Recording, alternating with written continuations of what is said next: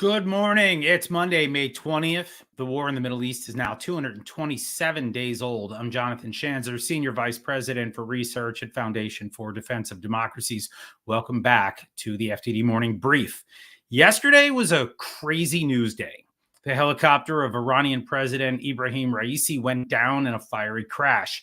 The regime reports this morning that there were no survivors. If you didn't catch it live, I suggest you catch the real-time analysis of my colleagues Mark Dubowitz, Rich Goldberg, and Saeed Ghassaminejad from yesterday. Well worth a watch. But we're not done with this topic, not by a long shot. We're going to get into the aftermath of that chopper crash live here on the FDD Morning Brief. Our guest on today's show is Stephen Cook. Stephen was one of the first people I met here in Washington. He's the Enrico Mattei Senior Fellow at the Council on Foreign Relations, otherwise known as CFR. He writes a column for Foreign Policy, and he is the author of several books, including his newest one called The End of Ambition, America's Past, Present, and Future in the Middle East. I haven't read that one yet. It sounds a little depressing, actually, but Stephen's an upbeat kind of guy. So we'll talk to him about two countries he knows very well in just a few minutes, Egypt and Turkey. I'm also going to ask him about the news out of Iran. All of that coming up momentarily here live on the FDD Morning Brief. May 19th, 2024 will be the subject of conspiracies for years to come. Here's what we know. Iranian President Ibrahim Raisi and his foreign minister flew to Azerbaijan for meetings. Azerbaijan dislikes the regime as much as the Israelis do. In fact, when the Mossad stole those documents from Iran's secret nuclear archive in 2018, guess where the agents escaped to? You guessed it. Man, you guys are sharp. Well, after leaving Azerbaijan, Raisi's chopper went down. Many things could have happened here. There was heavy fog, pilot error, one of the regime's antiquated helicopters may have malfunctioned. Those are the plausible explanations. But there's one thing we know about the Middle East. That's that the people love a good conspiracy. Most will say it was Mossad, like maybe a Jewish space laser or something. Some will say CIA or Azerbaijan. Some might blame the Mujahideen al-Haq, the MEK, a group that has historically targeted the regime. Some might point to the broader Iranian opposition. After all, millions of Iranians hate the regime.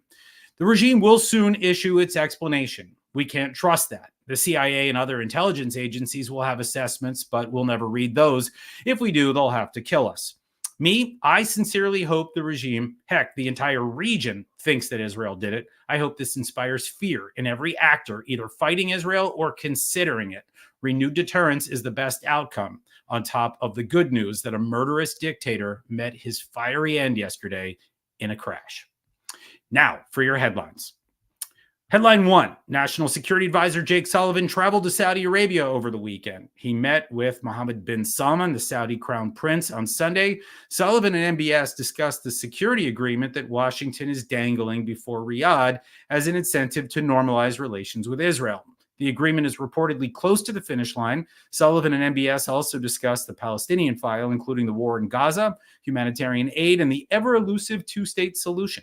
Sullivan was in Israel by afternoon. An interesting timing for him. That was when Raisi's chopper went down. If you buy into those conspiracy theories, well, then you might think the Israelis wanted him to be in the country when the crash occurred. Sullivan went about his business, though. He reportedly pressured the Israelis to limit their operations in Rafah to spare civilians sheltering there. The good news on that front is that more than 800,000 people have already left Rafah. But a tough battle looms, as does the likely discovery of large tunnel networks sneaking into Egypt. Headline 2, the talks in Israel between Sullivan and his counterparts occurred in the wake of indirect talks between the U.S. and Iran last week in Oman. The talks were intended to lower the likelihood of a regional war. The Omani officials also mediated the last round of talks between the U.S. and Iran that occurred back in January, and a lot can change in 4 months. Since the last go-round, Iran launched a massive drone and missile attack against the state of Israel. That was April 13th. I'm not a fan of the Omani channel. Little good comes of it. Oman was where the 2015 nuclear deal was negotiated. Thanks a lot for that, fellas. Oh, and Oman is also where the Houthis have their external headquarters. So in other words, the Omanis are like the Qataris, double-dealing allies. Why do we allow this again? And headline 3. Israeli War Cabinet member Benny Gantz threatened to resign if the government doesn't adopt a comprehensive strategy for Gaza. Gantz set a June 8th deadline. If there's no plan by then, Gantz says he's out and the rest of his party will leave with him. Yes, I'm aware that his party holds a measly 8 seats in the 120-seat Knesset.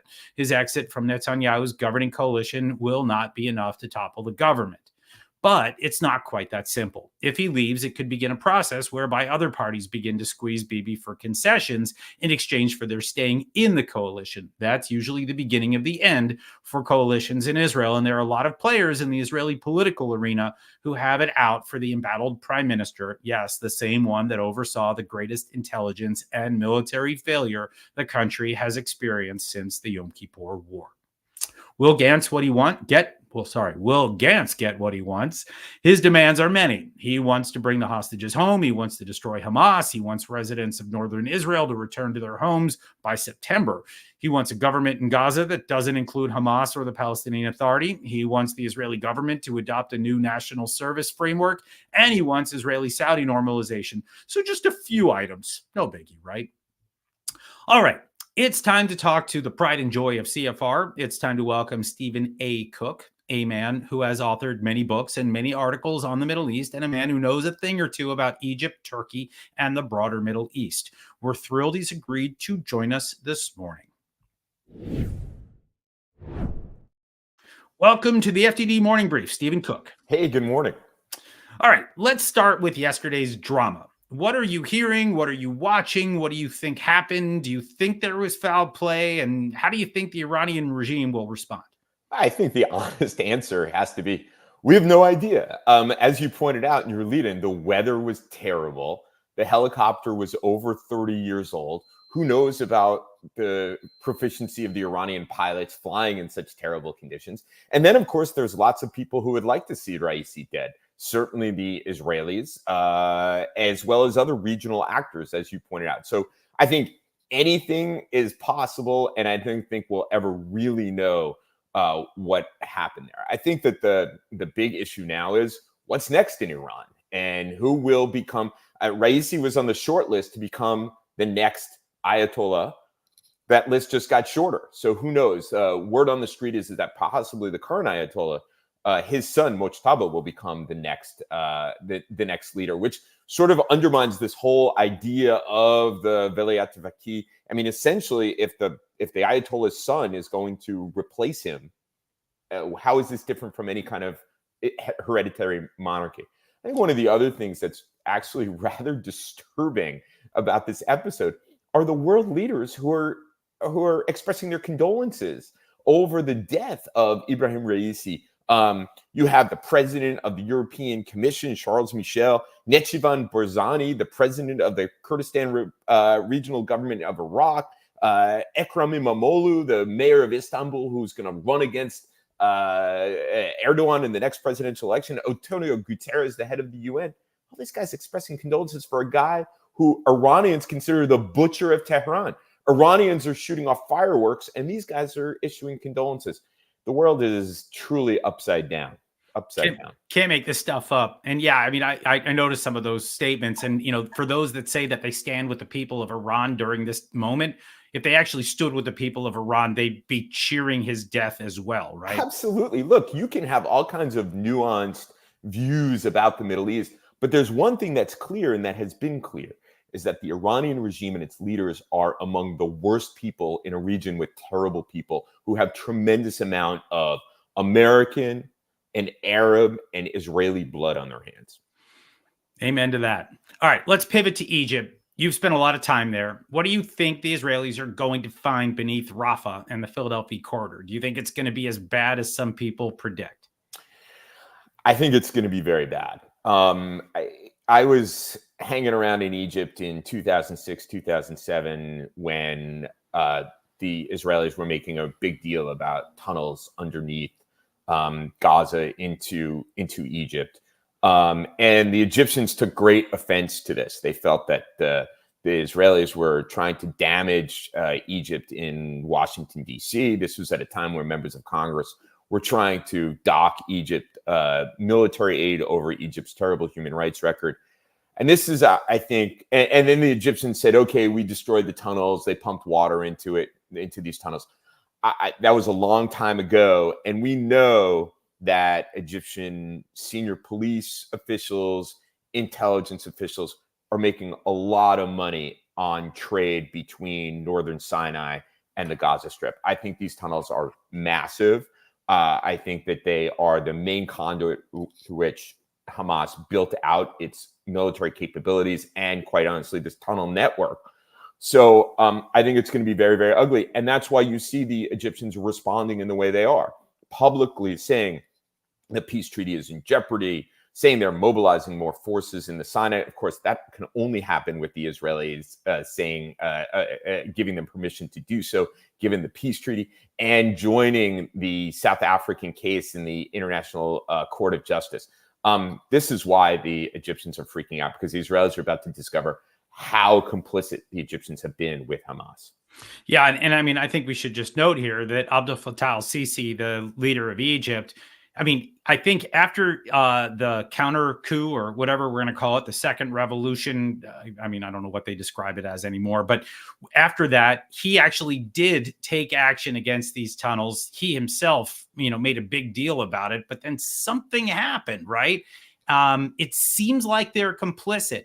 And I guess the big question right now that I would ask you is, I mean, none of this seems right to me. I mean, are the Egyptians actually looking for an excuse to break things off after, 30 plus years of cold peace? What do you think the calculus is here? I mean, I think it doesn't make sense that the Egyptians would want to break off the cold peace. They benefit significantly from their relationship with the Israelis.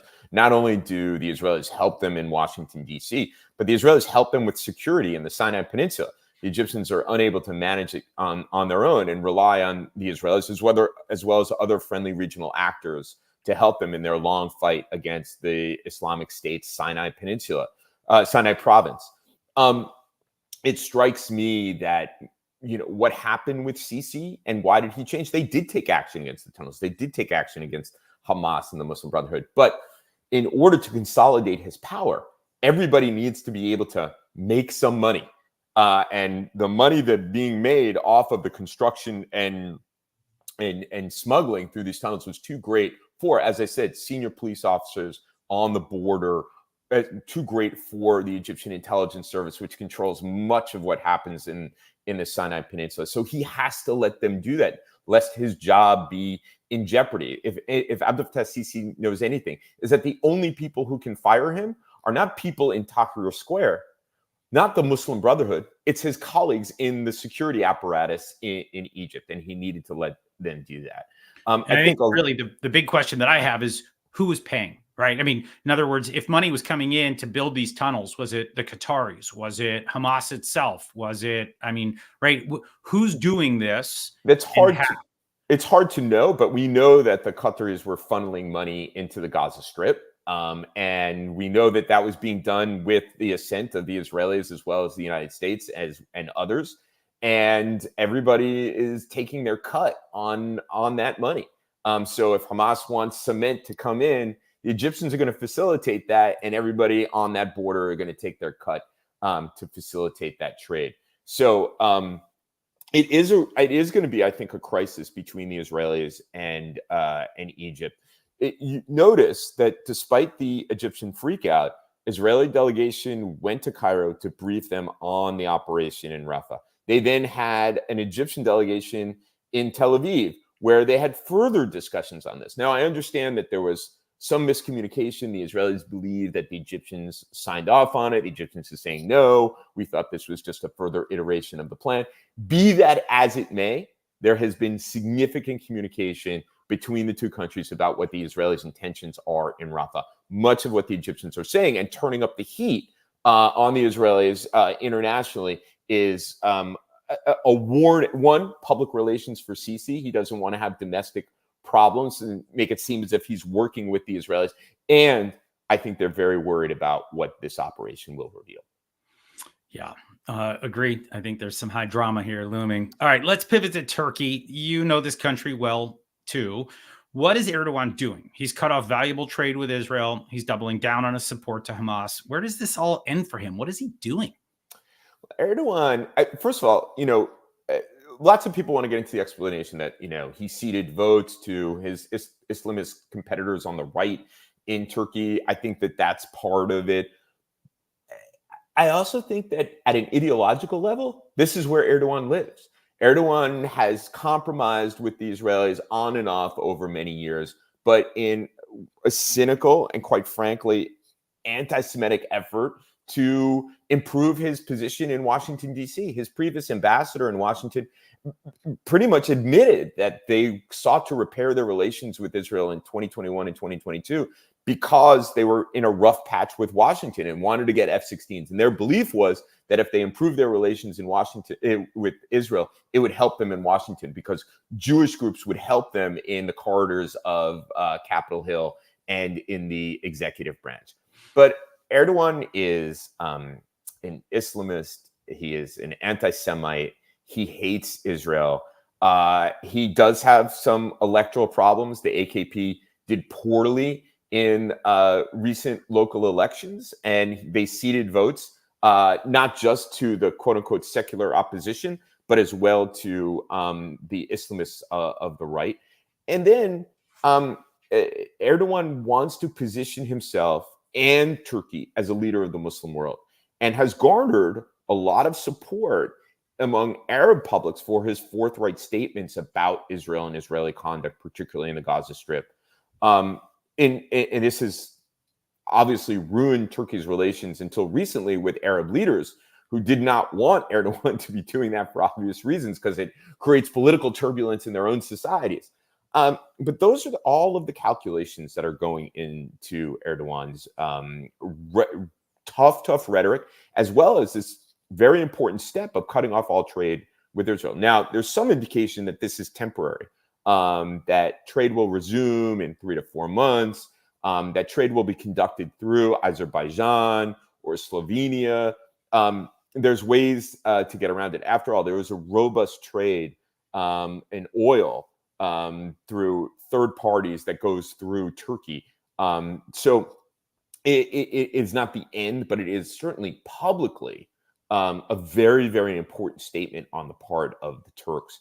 And the Israelis have, in the past, sort of bent over backwards to renew their relations with the Turks. And they were going to get burned, and now they're getting burned. Yeah, and actually, I'm seeing the Israelis. I saw something yesterday about a proposal of a 100% tariff on any Turkish good in response to this. So it's going to hurt Turkey, and I guess I wonder how long this will last, even if they try to find that. It may even hurt members of Erdogan's family who are engaged in a robust trade with the Israelis. So yeah, 100% tariff. It's also going to hurt the Israelis. There's some critical goods that they get from Turkey, concrete, variety of other things. But you know, Israel was once a very isolated country. It's not all, despite all of the kind of press reporting and pearl clutching and clothing rending over isolation. No country has really broken relations with Israel over the war in Gaza. Turkey's come closest by suspending this trade.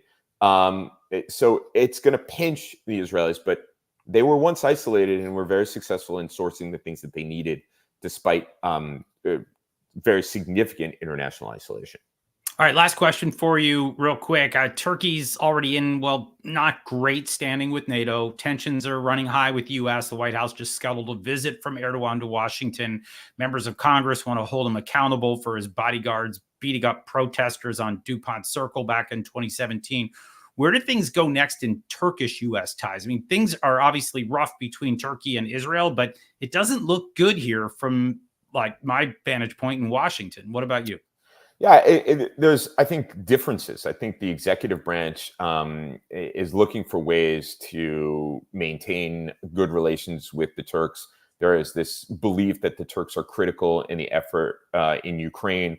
I failed to see that, certainly in the first few weeks with the sale of TB2 drones from Turkey to Ukraine. It was helpful. But once the United States and the Europeans really ramped up their support for Ukraine, the Turkish support was important, but not critical.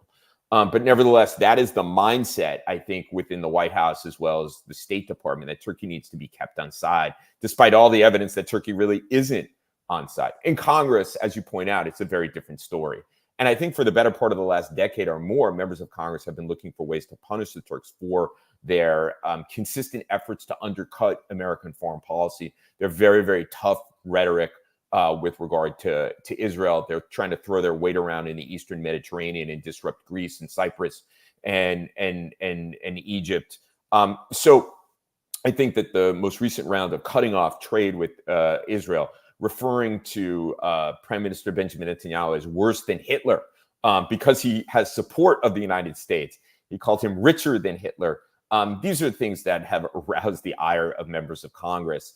And just when the Turks had done the right thing and approved Sweden's entry into NATO, the Turks have sort of reverted to this very hostile posture towards Israel, as well as the United States in a variety of ways. They have continued to try to undercut American policy in the region, attacking American allies in Syria who are fighting the Islamic State. So I think that there's going to be a price to pay in the Congress. The question will be whether the administration tries to go around the Congress, either with national security waivers or just go over the heads of members of Congress. That'll be interesting, and it'll cause a fight. I think that will be an ugly one in corners of Washington.